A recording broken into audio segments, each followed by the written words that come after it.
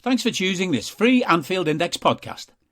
If you'd prefer to listen to this or any of our other shows without adverts, then now's the time to check out Anfield Index Pro. With AI Pro, you can supercharge your entire listening experience. You'll not only get all of our podcasts without the ads, but you'll have them far faster with our quick publish feature available exclusively for subscribers. AI Pro also puts you in the heart of our sound studio, with an option to listen to many of our shows live and interact with the podcasters in real time as the shows are recording. Upgrading couldn't be easier. AI Pro is available on all popular podcast platforms, and we have our own apps for Apple and Android. Just head on over to AnfieldIndexPro.com and get started today. Hello and welcome to AI Scouted on Anfield Index Pro. I'm Dave Hendrick, joined as always by Mr. Karl Matchett. How are you, sir? I'm feeling roughly £85 million with add-ons. How are you? Not too bad at all. Today is the day after Darwin Day, and it is now official. Darwin Nunez is a Red. 64 million plus add-ons, bringing it to 85. The rumoured salary, Karl, somewhere in the region of about 140 grand a week, which is about £7 million a year. Over a 6-year contract, that's about 42 million. I would estimate the agent fees to George Mendes will be somewhere in the region of 8 to 10 million. And Darwin is probably getting a signing bonus of about a year's salary that will be spread across his contract. So all told, we're probably coming in somewhere in the ballpark of 140 to 145 million in terms of the initial commitment that we're making to this player. And that is a huge outlay for Liverpool. It's a huge outlay for FSG to sign off on. Does it increase the pressure on Darwin, or is pressure only an external thing? Internally, do you think it will make any difference at all to how Klopp and co go about his development? Don't think so. No, not really. I mean, we've seen pretty much the same process applied if we exclude, let's say, Van Dijk and Alisson, to pretty much everybody who's come in, you know. There's always a bit of an adaptation period. Some of them have come into the team straight away, like Salah, for example, or Mane, out of necessity because of what the side was like at that time. But pretty much everybody has had this really good spell of personal development. There has been a spell where they've played in different roles, maybe in different positions in the team completely. And that has gone for first teamers, free transfers, really expensive signings, players who previously played in a really defined role at different clubs. And you only got to think of like what Shaqiri did for us, or Gini Wijnaldum did for us, what Mane has done across his whole course of his time. I think the development pattern has been pretty much the same. It's very, very consistent, whether it's seniors or younger players as well. And I wouldn't expect that there'd be too much difference here. I don't think we seem to have this, say, hierarchy in the squad too much, apart from, you know, that leadership group, which we like, is like more about standard settings. And if, you know, players do need to have a conversation, anything like that, there seems to be a really solid group at the very top end of that in that regard. But in terms of like, I don't think there's too much in the way of treatment anywhere in particular better for one player than others, or you know, people relied on as, I don't know, maybe more protected in terms of their minutes, or playing in the same role all the time, or, you know, making sure that they feel loved, or any of those sorts of things that we sometimes see at other clubs and isn't usually a very healthy thing. We do seem to just have a really good group of all-round footballers. I would expect that this is another addition along the same lines. Yeah, I agree. I don't think Klopp will be in any way swayed by, you know, the cost. At the end of the day, it's not his money. And they need to spend that kind of money to back him and get him the player he wants. And the other thing to factor as well is with Sadio going, Taki going, Phillips likely to go, Williams going, and Oxlade-Chamberlain probably going, they're going to be in profit from this summer unless someone else arrives. So, you know, that means that Klopp is not going to hear anything about this internally, and all the external stuff is just noise. In terms of Darwin, I really like the idea of how flexible we can be with him. He can play up front in a 4-2-3-1. He can play in the middle of a 4-3-3. Or he could play as one of two in a 4-4-2. I think that's a really exciting thing to have, is that, like, I know we had Divock, but God bless him, Divock only really turned up 8 times a year. Now, they'd be 8 spectacular appearances, but to have someone that can give us that elite level number 9 every single game and give us flexibility is fun.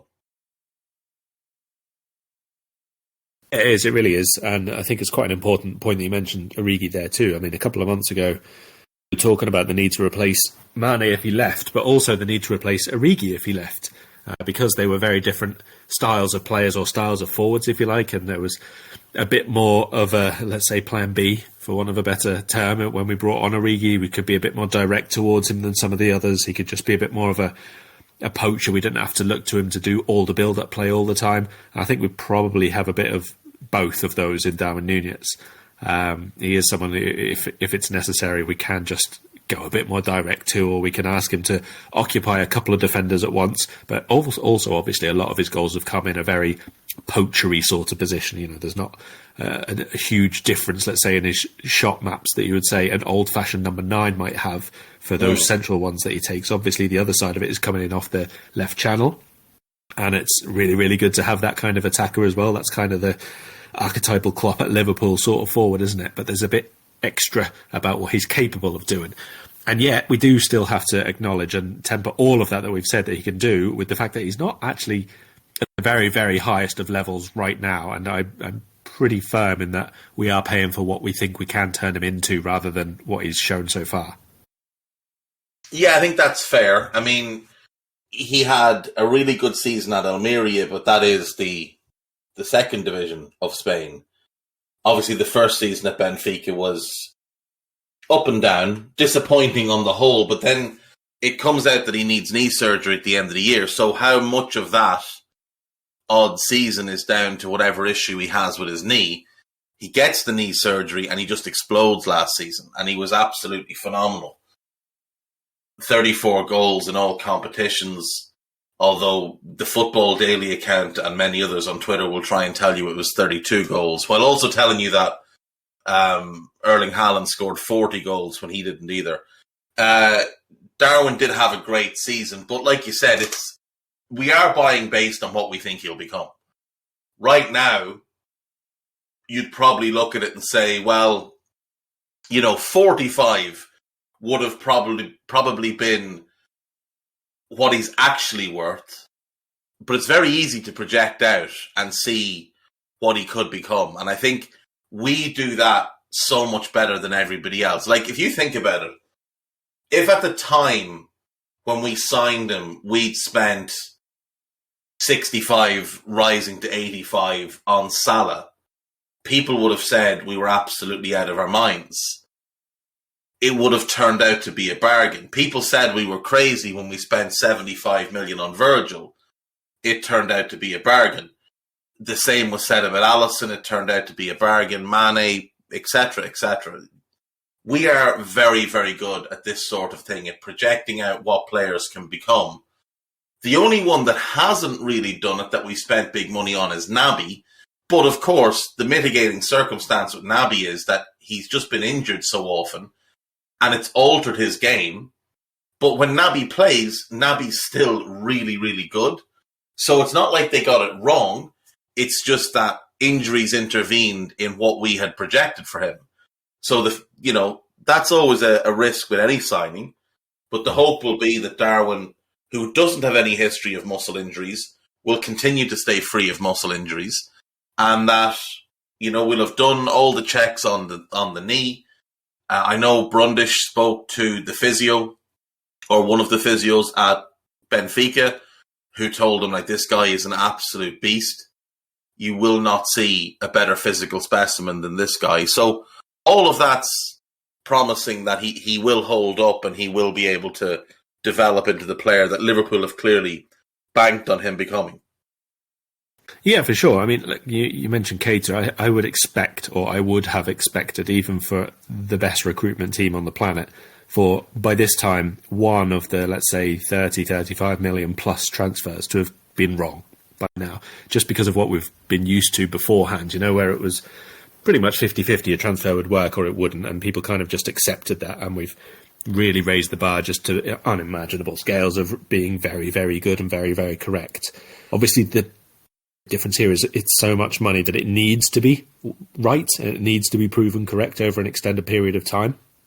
But I think that by the same token, it's important to remember that 3 months is not an extended period of time. And if he doesn't hit the ground running and score, 17 in his first 6.5 games, it doesn't matter. That's not what we've bought him for. It's not the all and end all that he comes straight into the team, is an incredible number 9, wins a golden boot in the Premier League in Europe in the first season, blah, blah, blah, blah. All of that reactionary stuff, which we're going to get anyway, let's be perfectly honest.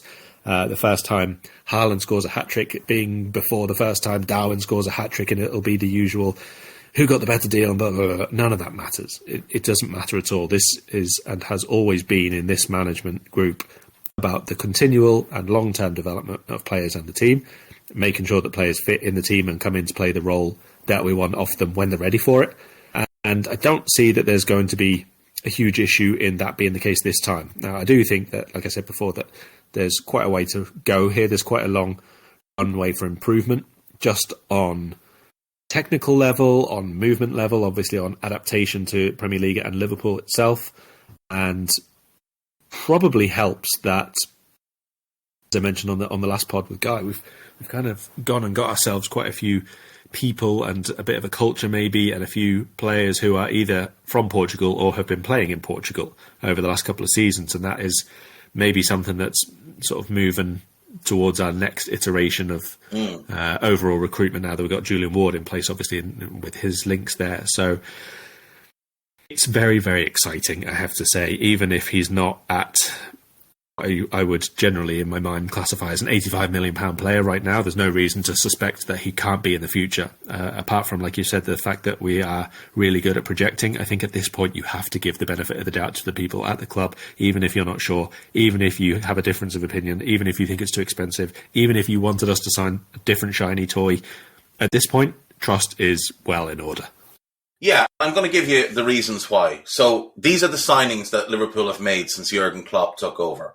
Marko Grujic signed for 5.1 million. We sold him at over double what we paid for him.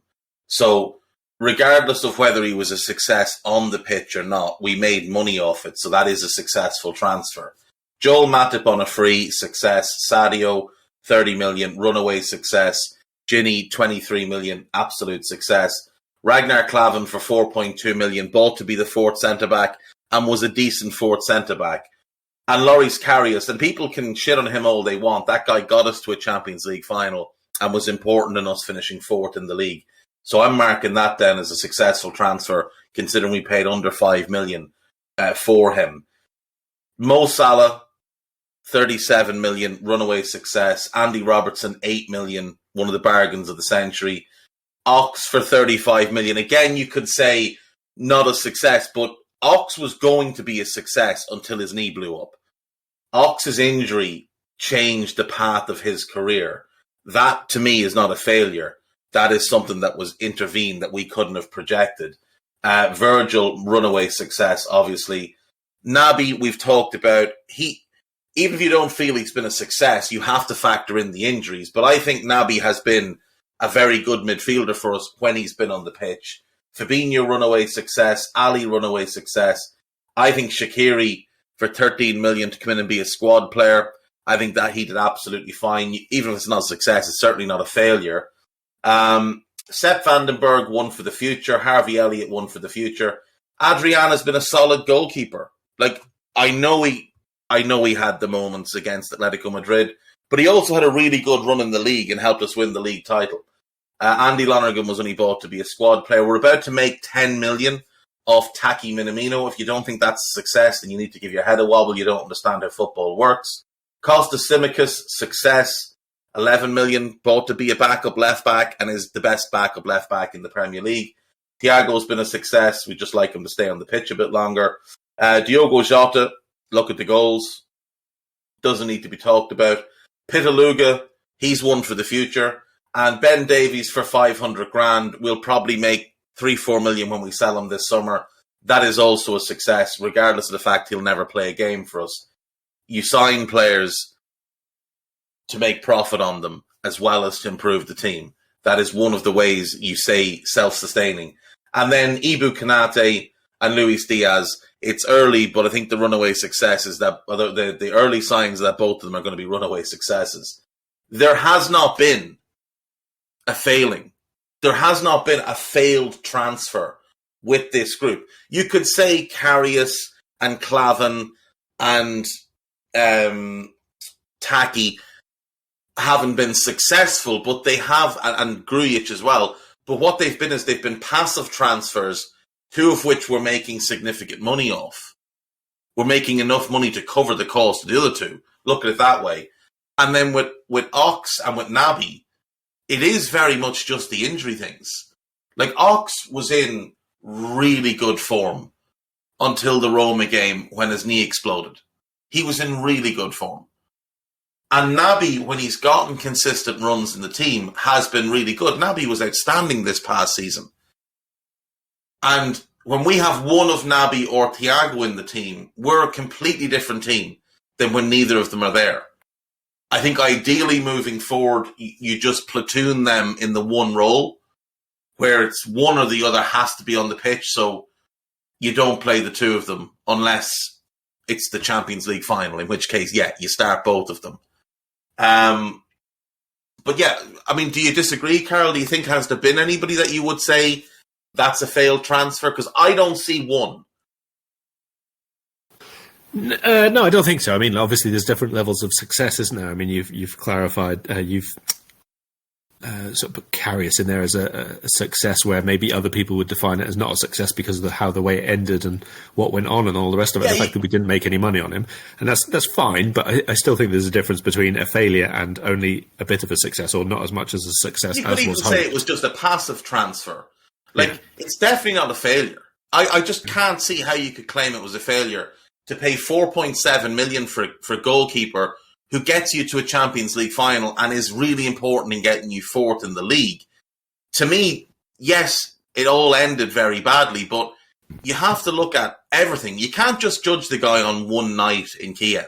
No, like I said, there's a big difference between a failure and not the success that was hoped for. You know, there is a huge gap there, and plus, you know, even on the financial side of things, between the loan fee that Besiktas paid for 2 years, and then obviously his smaller loans afterwards back to the Bundesliga, we probably more or less broke even across fees, if not salary and the rest of it. So it's not the end of the world. And like I said, at this point, you would probably expect there to be a handful of failures or didn't do as well as was hoped for anyway, just by the nature of what football is and transfers and injuries and everything that goes with it. So if you've got people who have suffered long-term injuries and they're still not outright failures, or people who have had consistent injuries, really, really debilitating stoppages and unable to earn a place in the team, and they still could be a success in future, I think you're doing pretty well, to be honest. Same. And just to give people an example of how things used to be before Jurgen Klopp took over, in the 2 summers before Klopp, Ricky Lambert, flop. Adam Lallana, flop. Lazar Markovic, flop. Dejan Lovren, flop. Mario Balotelli, flop. Nathaniel Klein, flop. And Christian Benteke. Now, we got our money back on Benteke. So, for that reason alone, it's a passive transfer. But the rest of them were flops. That's all in the space of 13 months we signed all of those players. And most of them were shit. So, you know, the level of how things have improved since Jurgen Klopp took over is just incredible. And we should all be very thankful that Klopp and Michael Edwards were just very much on the same wavelength. And hopefully Klopp and Julian Ward, and I'd imagine Klopp signed off on the promotion of Julian Ward as he did when Michael Edwards was given the sporting director title. So you'd imagine there's a good relationship there. And I also think we're probably seeing a bit more of the influence of Pep and Linders and Vitor Matas, who obviously have, well, Matas is Portuguese and Pep and worked there for a long time. They're probably playing quite a part in some of the recruitment as well, because they'll also have their contacts in Portugal. They'll have people letting them know, look at this player, look at that player. And that, as you mentioned, Julian Ward has very strong connections to the area. Those type of things, those three, may well be playing quite a key role in our recruitment at the minute. And we have been linked to a couple of others from Portugal, Fabio Vieira, Vitinha, Pedro Concalves, and of course Matthias Nunes. So it may well be that we just sign all the Portuguese lads. Obviously, David Carmo was also linked in January. So it may well be that there will be a strong influx of Portuguese players or Portuguese-based players in the coming years. And it's no bad thing. The talent in that country is unbelievable. They are very much in a hot streak of producing elite-level talents right now.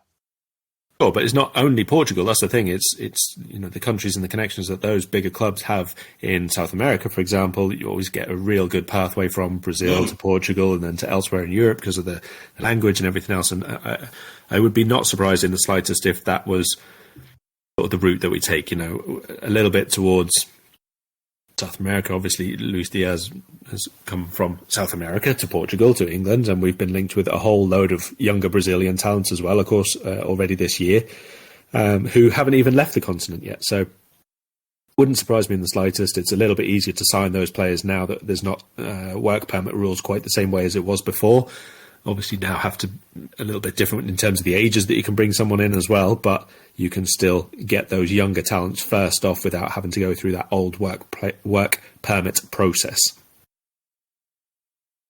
Yeah, for sure. And look, we could maybe, get a little nudge, wink, wink partnership going with one of the Portuguese clubs, with be it Benfica, be it Porto, be it Sporting, where, we get a first option on players that they've brought in from South America and they've helped develop. And through that development, they'll earn the eligibility towards the new Brexit laws, which actually, to be fair,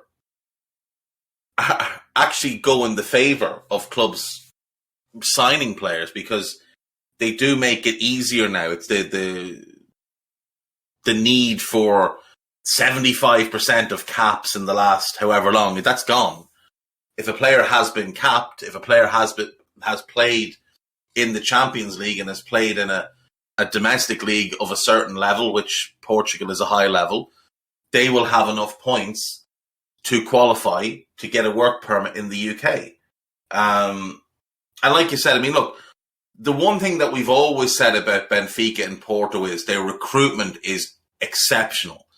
They've always been really, really strong. Now, Benfica lost their way a little bit, but they've also got one of the best academies in Europe. If we look at the players that have come through that academy in the last 6-7 years, it's outstanding. And I said this the other day, Karl, and I don't know if you agree, but I look at the players that have come from Portugal, either directly or with, say, one in-between move, like a Bernardo Silva going to Monaco and coming. And they seem to have settled in English football a lot quicker than, say, players who've come from Germany.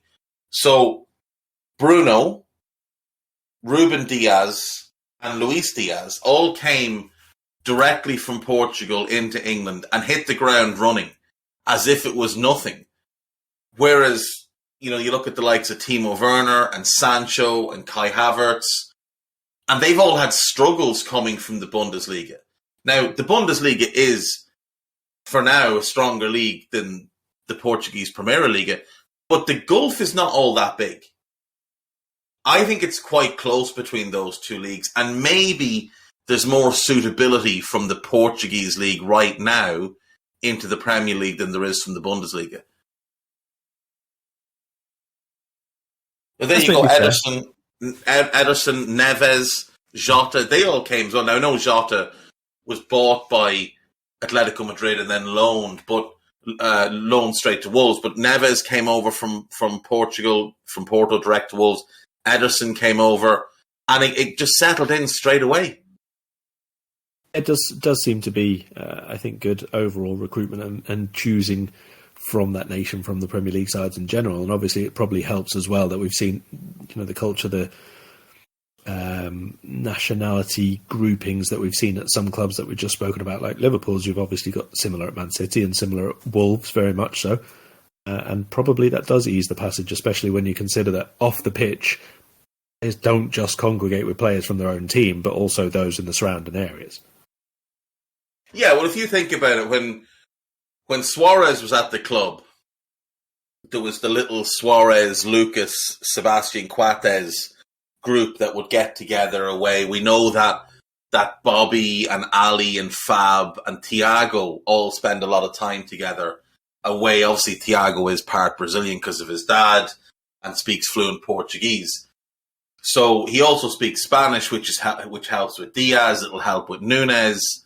So you'll have a nice little group of players there. And obviously, Fabio Carvalho coming in this summer as well. He's another Portuguese player. So there's that. There's obviously Diogo Jota as well. So yeah, we are building this nice little, I don't know, are we Wolves 2.0 with all these Portuguese-speaking players? That's not a bad thing. No, I mean, I don't expect it to go quite to the extent of that, because obviously we... So our away kit is not going to be a Portuguese kit then, no? No, probably not. That's a shame. That's a shame. Right. Look. Liverpool have 2 signings done, Carvalho and Darwin. I think there's reason to be very excited about both. Obviously, Carvalho is a younger player. It does look like Calvin Ramsey will be the next one in, so that will fill that backup right back spot that we've been looking to upgrade. And we'll wait and see then what else happens. We're one of a few clubs, Karl, that's getting business done this early. So I wanted to get your thoughts on the other clubs who have done bits and pieces so far this summer. So let's start with Aston Villa. Phil Coutinho, deal made permanent. Robin Olsen, deal made permanent. And then there's sort of 2 big new incomings. They've also signed Diego Carlos for £26 million from Sevilla. And then Boubacar Kamara from Marseille on a Bosman. They're the kind of 2 big gets that they've managed this summer. What are your thoughts on Villa's business on the whole, and is there any of those individual deals that you like or dislike? There are 2 of them I like in particular, and that's the top 2, Coutinho and Kamara. I think whoever got Kamara this summer was going to get themselves a really, really nice addition to the squad. Kind of similar to the Bruno Guimaraes one, midway through last season, in that I thought there should have been more teams interested and more teams willing to take the fight to sign him, and probably even go a bit higher if the transfer fee required it. I think Villa are going to absolutely love having done this deal, to be honest. Coutinho is a no-brainer because of the talent that he has. He can elevate other players. He can raise the profile of the club and the team and help attract other people, and he's just very, very good when he's on it. Obviously, there are still a little bit of maybe consistency issues there for him. He's obviously playing in a slightly lower quality team than he's used to, which is fine, and also he hasn't played very regularly for a while, which is also fine. But I do hope that for him, because he's such a talented player and so fun to watch when he's on it, I hope he can rediscover some sort of top form in game weeks where they're not playing Liverpool, preferably. The other 2 I don't really care about in the slightest. I mean, I guess Diego Carlos is going to be a starter, but I've never been a fan. I really just don't like him. He's not my type of defender at all. I think he's rash. I think he has not improved from, let's say, 3-4 years ago when he was probably in that sort of not at his peak, but at the point where you should probably be learning the most possible to get towards your peak. And I just think that there are better defenders around for that price, and even much less. Robin Olsen's a backup, so it's neither here nor there. Yeah, Robin Olsen is just, it's maintenance of the squad. It's continuity from last season. There's no point in going and finding a backup goalkeeper when you've already got a decent enough one in the door. I wouldn't be a huge fan of the Carlos signing either. It is notable that Villa got him for 26 million when, there was talk of 50 million last summer and 60 million. So there's bits of his game I do like, but there's quite a bit of Lovren in him. And as we know, any Lovren is too much Lovren, and he's caught more than you'd want. Like you, I like the Coutinho deal, and I love the Boubacar Kamara deal. I think that is the steal of the summer. I don't think anyone's doing a better deal than that. Moving on then to Leeds United. So Brendan Aronson is in. Rasmus Christensen is in. That'll fill that right back spot because Luke Ayling's just not good enough at this level.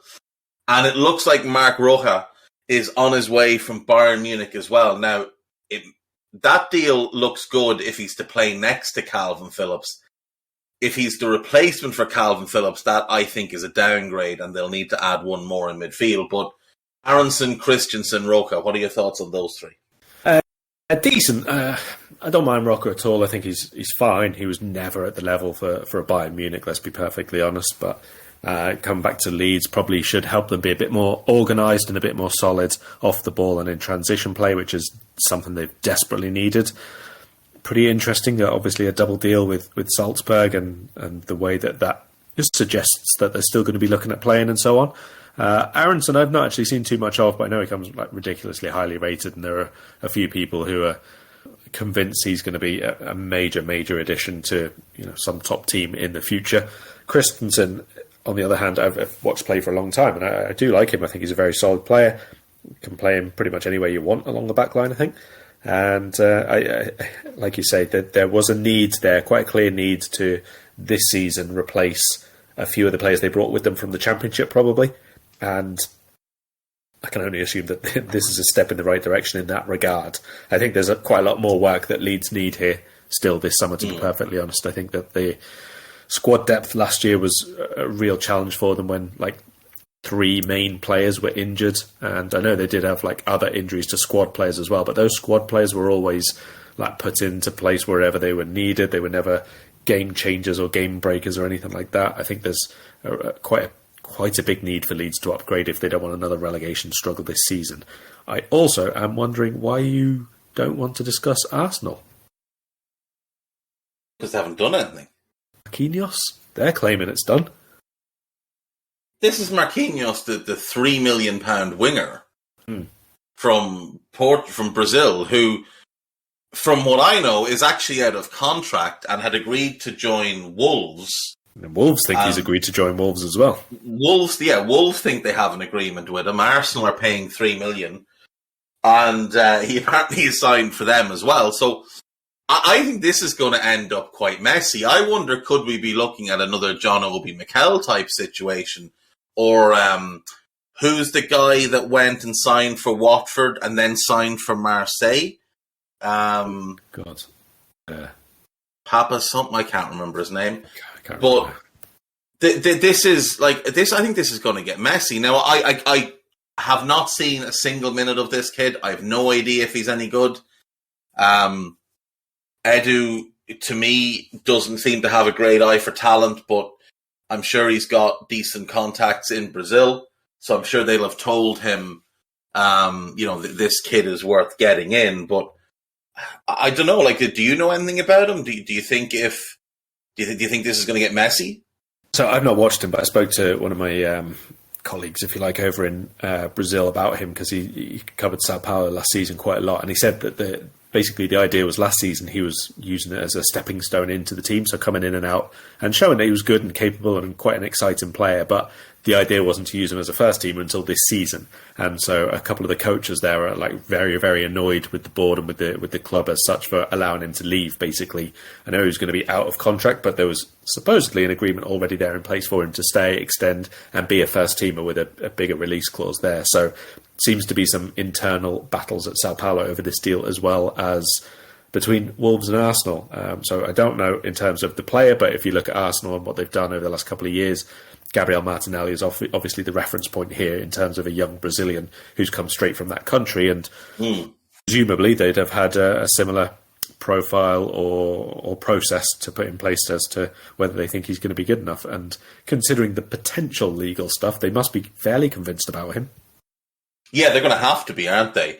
Now, look, it may well be that it turns out that what Wolves have is, it isn't a full agreement, or they don't have anything legally binding. So we'll wait and see. But Wolves do seem to think they have a case on this. So it could get quite messy. Brentford have done nothing. Brighton, nothing so far. Burnley are obviously gone. Chelsea, nothing so far. Palace, nothing so far. We'll save the best for last.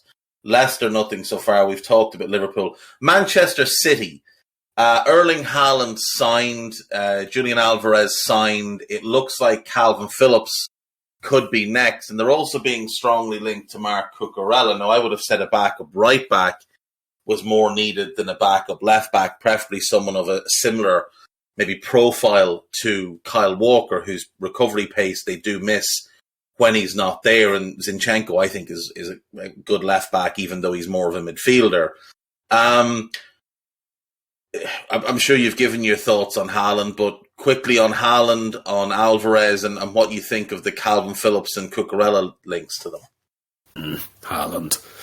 I'm disappointed he's gone there. I love Haaland, to be perfectly honest, and I expect he'll get about 350 goals next season. That's simple as that. I think there'll be a few games where he just takes really, really bad defenders to the cleaners. And if we consider how the likes of Leeds defended last year, for example, or the likes of Nottingham Forest coming up, if they put together either a new back line who haven't had a lot of time to work with each other, or leave the Championship defence in line, if any of those kinds of teams play Man City early on and catch Haaland fit and really trying to make an impression, it could get worrying. That's all I'll say.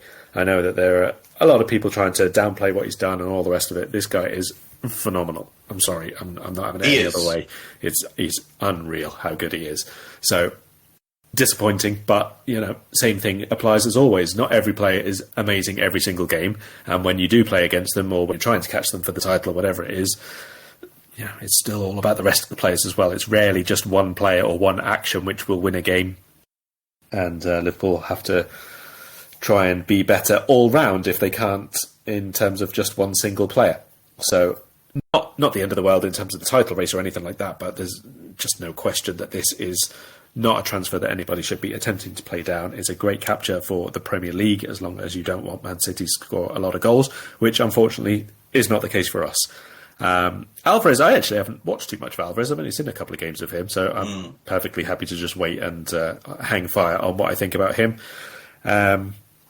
Overall, City presume, like you say, they're going to bring in those two positions, whichever players they end up being, full-back and a centre mid, because Fernandinho is obviously a pretty big loss. And again, even Man City, I could have thought, look at Kamara maybe, because obviously not like in terms of breaking forward or being someone who's going to pick passes ridiculously well from deep, but for Pep to have that player who can play defensive mid, who can slot in at centre-back as well, he loves all that crap. And playing out, and Kamara's short passing range is really good.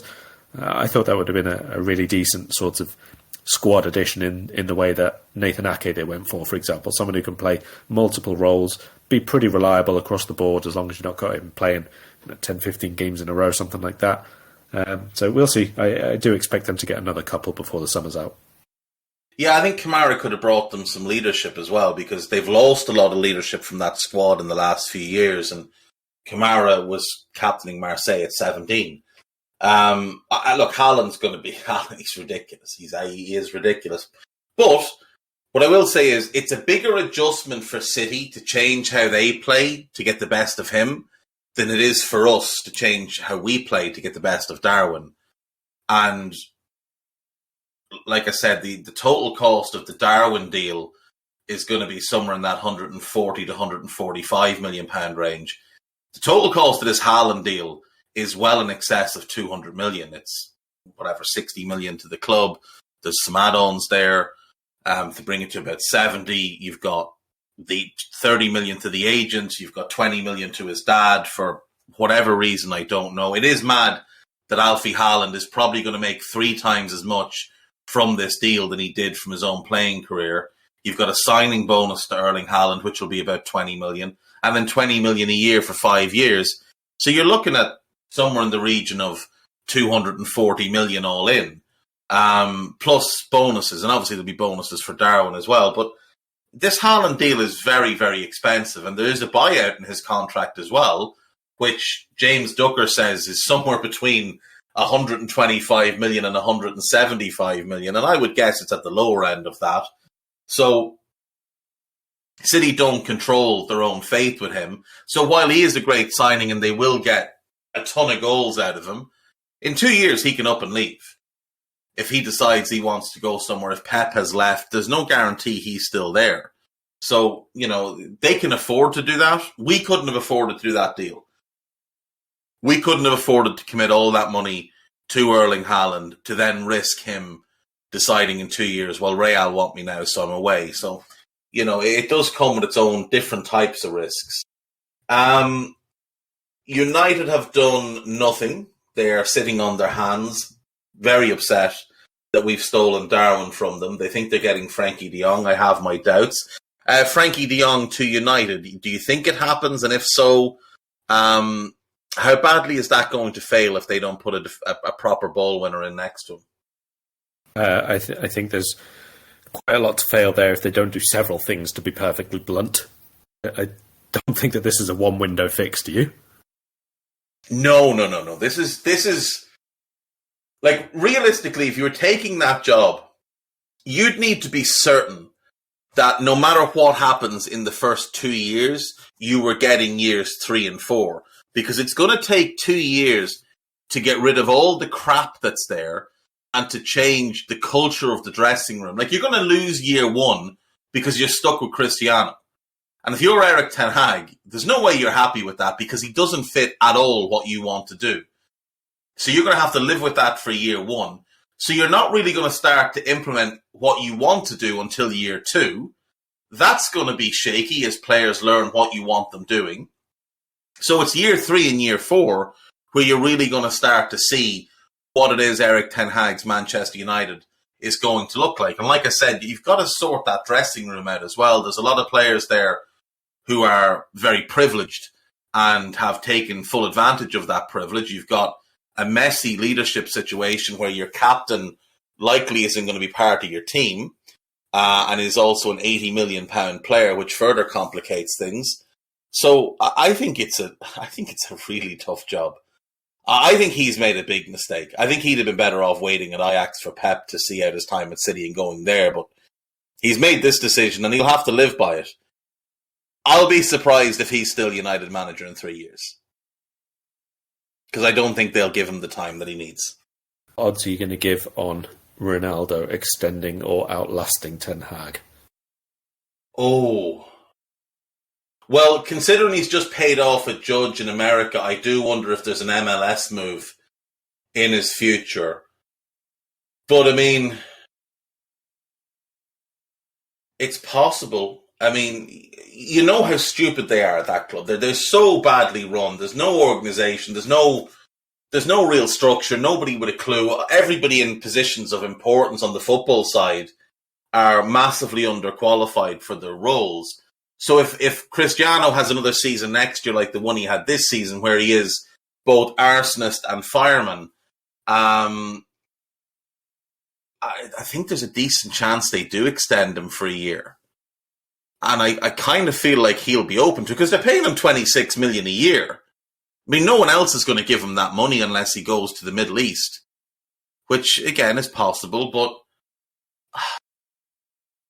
I would say the chances of him outlasting Ten Hag are low, but it wouldn't surprise me if they were stupid enough to give him another year after this one. We have fun and games to look forward to at that club this season anyway. It will be, obviously, not something to draw too many conclusions from, but an early eye-opener, I think, when we play them pre-season. Yeah, very much so. Very much so. And their fans are going to be really excited about like the very basic pattern of play, let alone, anything that Ten Hag might do post-Cristiano. Moving on to Newcastle United, they have brought in Matt Targett, who they had on loan. Nothing very exciting about that. Their bigger moves are probably still to come. Norwich are gone. Saints have done nought. Tottenham have been busy little bees. They have signed Fraser Forster from Southampton to be their new backup goalkeeper. They've brought in Ivan Perisic from Inter Milan on a Bosman. And it looks like they're about to land Yves Bissouma. Karl, I quite like the Perisic and Bissouma deals, especially Bissouma at 25 million.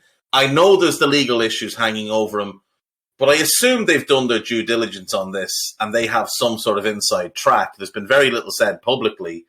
What do you make of Perisic and Bissouma to Spurs? My favourite deal is the Fraser Forster one, because we can stop finally having the same conversation every time we play Southampton about how we don't know who'll be in goal.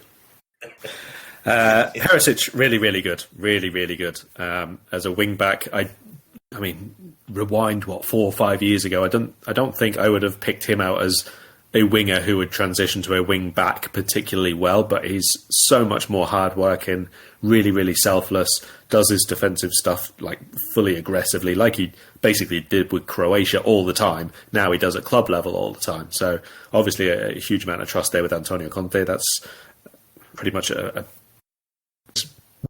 a guaranteed win as you can get when it's a free transfer anyway. I don't foresee there being any problems there at all, unless your name happens to be Sergio Reguilon. Then maybe that's a transfer which is coming this summer.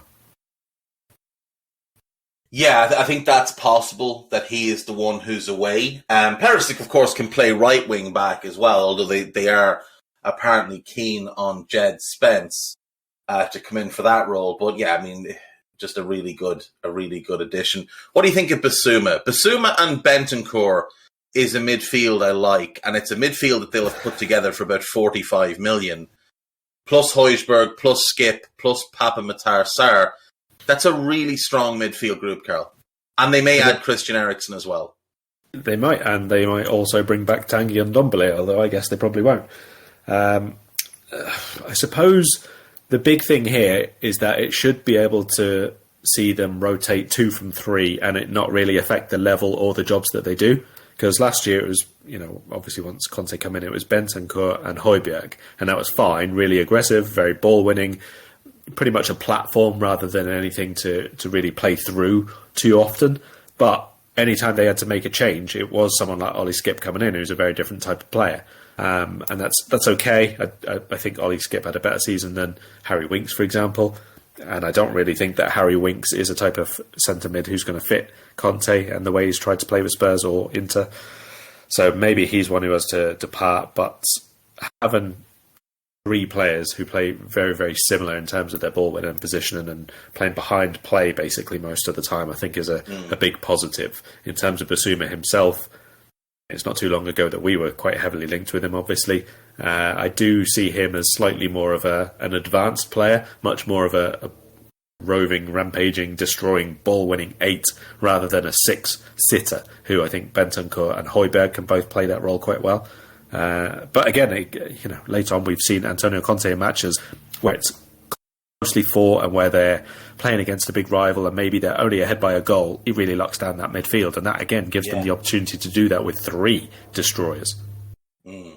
That's the thing. I mean, look, when Conte first became, a manager of note, it was with Arturo Vidal. Now, I don't think Basuma is Vidal, but he can fulfill that role, that advanced destroyer who just, roam around the field bullying people. He obviously had success using Kante in that way. He's used Barella in that way. I think Basuma is going to be a really good signing for them. Basuma, Bentancur, Højbjerg, Skip and Matar Sarr, they put that midfield together for about 70 million. They'll get 15 for Harry Winks. He's an English international. Some Frankie Dettori will pay 15 million from. They're getting, I think, 20 million from Villarreal for Lascelles. So it's obviously a loss on what they paid, but it's still money coming in, and Paratici and Conte can just point to the fact that, well, we didn't sign him. And the same thing with Ndombele. They'll lose a lot of money, but they could get 20, 25 million for him. And all of a sudden, they've put together a brand new midfield over the last couple of seasons for in and around £15 million, which isn't bad going at all. It's something we'd be quite proud of. And obviously, if they add Eriksen, well, that gives them the opportunity for flexibility where they can play the 3-4-3 with Kulusevski, Kane and Son up front and Basuma and Bentancur in midfield. Or they can go 3-5-2 and put Eriksen in with Basuma and Bentancur and just play Kane and Son up front, which is possibly going to be an option in certain games where he wants more control in that midfield. So, yeah, I like what Spurs are doing so far. And like you say, Fraser Forster no longer being at Southampton probably makes life a little bit easier for Ralph Hasenhüttl doesn't have to decide which mediocre goalkeeper to go with on that day. Last but not least, I have saved this one for last. It's Everton Football Club.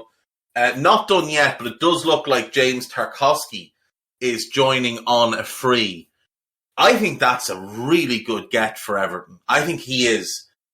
Well, I think he's had better offers. I think Villa was a better offer. West Ham was a better offer. For him to choose Everton's a good sign for them. I think him and Godfrey could be the long term because Tarkowski's 29, but they could get 3-4 good years out of that partnership. I think Tarkowski is more reliable than Yerry Mina. Doesn't have Mina's ceiling, but I think game to game is more consistent. I like the Tarkowski deal, I have to say. Yeah, decent. I mean, obviously the dream is that they get him and Keane back up and go full Burnley, but I don't think that would probably be the case. One not concern, but so much musing, I suppose, is whether Lampard persists with the back three at times. I don't know how much that would suit Tarkowski. In the middle of the three would probably be his role, if so, but then you're removing Keane and Mina, who both probably are best in that role as well, if you do want to get anything out of them at all. So it does feel like his arrival effectively rules out at least one of those two from playing at all. Centre-backs. I wonder if Mina might want to leave. Possibly. I mean, I wonder if quite a few players would want to leave that club at this point, because it's been a bit of a mess, to be honest, over the last few years, on and off the pitch.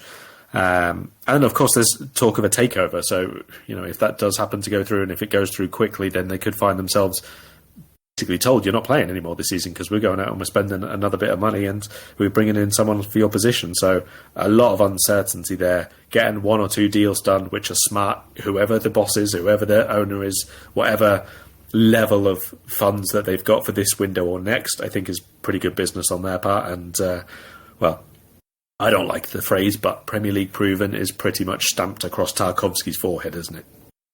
It is. It very much is. I think if he's going to play a back three, Godfrey, Tarkowski and Michaelenko is a pretty decent three under the right manager. Obviously, I just don't think Frank is the right manager. But like you said, it would mean that there's no real role for Mina and Keane. You could have Keane as the backup to Tarkowski in that central role. But then, you've got Mason Holgate, say, as the backup to Godfrey.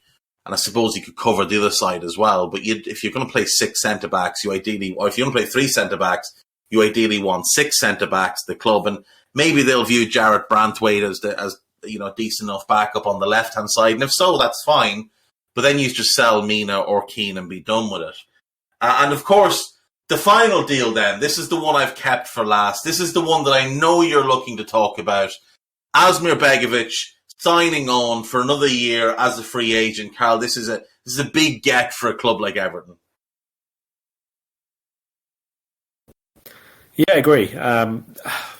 Again, I think that the bigger questions here are, who is he going to stop playing in the team? Where is he going to fit in the team to have the people around him as well? Who would you have around it? Literally, if you had a big game tomorrow, who is he partnering?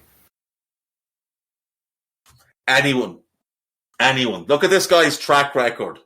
Look at what he's done in his career. Look at what people think he's done, more to the point. Because for many years, you have fought against the growing tide of Asmir Begovic is a good goalkeeper nonsense.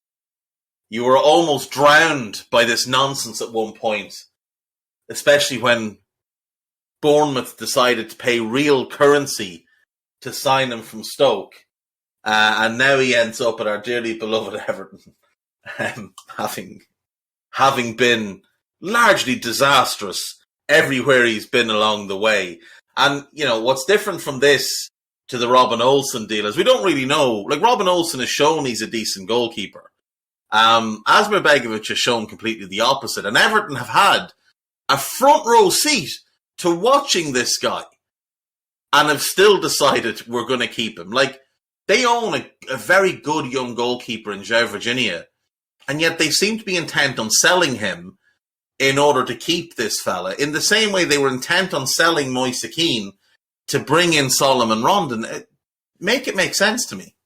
Can't. You've just started the sentence by talking about Asmir Begovic. There isn't any sense involved. None whatsoever. It's Asmir Binovic. That's all it is. He is garbage. Honestly, I speak quite often about the fact that I struggle to see sometimes with very young goalkeepers where their ceiling could be or what their best traits are, because a lot of the time it's just about shot stopping and stuff, and that's like basic goalkeeping, isn't it? If you can't shot stop, you aren't a goalkeeper. That's the starting point for it. But there's nothing that Binovic, I'm even calling him that now on the podcast, Begovic does well. He's a disaster. He always has been. Positionally, distribution, handling. He's at the perfect club. It's actually quite surprising the career he's had. Portsmouth obviously came through the Portsmouth Academy. They signed him at what age? 17. Made his first team debut, had loads of loans, 6 of them. Went to Stoke for 3.25 million and was first choice there for 5 years. Chelsea signed him, I forgot about this. Chelsea signed him for £8 million and then sold him to Bournemouth 2 years later for, I think, somewhere in the region of about £10 million. He had a loan to Qarabag, which will tell you how his career was going. He was sent to Azerbaijan after 2 years. And then somehow ended up on loan at AC Milan. Came back, became first choice for Bournemouth again in a strange decision by people like Jonathan Woodgate and whoever else was there. What was the fella's name? The Jason Tyndall? Yeah. And then he ends up with the Ev. 35 in a few days. So a happy birthday to him. But Jesus Christ, what are we doing that this fella's still employed by a Premier League club? At least he counts as a homegrown player. Let's hope they need to call upon him. That's all I can say. Yeah, that would be good. It would be good. He does count as a homegrown player, I believe, because he was in England for 4 years before his 21st birthday. But he did spend... No, he was, yeah. No, he does count as a homegrown player, is my assumption. So, quota purposes. Right, we'll leave it there. Do you have anything you want to plug? There's nothing to plug. You are now going on holiday. Tell us where you're globetrotting. Oh, all over for a little bit, hopefully, assuming airports, do the nice thing and actually let me through. A few people have had trouble with that, so fingers crossed I will be off to stateside first and then probably over to see the family in Spain. It's the close season after all. Exactly. My only advice would be don't travel through Dublin Airport or you will never, ever, ever get out. They will never let you through. They're just a terrible bunch of lads. Anyway. If I end up in Dublin Airport, one of my travels has gone badly wrong. If you end up in Dublin Airport, give me a shout. I'll come pick you. Yes, see you there. Rightio, we will leave it there. We will probably throw something out while Karl's away as well, myself and Guy, because, this fella's a part-time podcaster, full-time globetrotter. So we will see you next time. Bye-bye. We hope you enjoyed listening to this Anfield Index show. Please be sure to subscribe to our channel so future podcasts find their way to your device automatically. There's nothing quite like fan engagement, and we'd love to know what you think of anything discussed on this show. The best way to get in touch is over on our free Discord community, where both podcasters and listeners debate the hottest LFC topics 24/7. Sign up free now at AnfieldIndex.com/Discord. You won't regret it. You can also follow us on Twitter at Anfield Index and find us on Facebook by searching for Anfield Index. Oh, and before you go, we'd love it if you could leave us a 5-star review on your favourite podcast app. It only takes a couple of seconds, and it means the world to the people who create these free shows.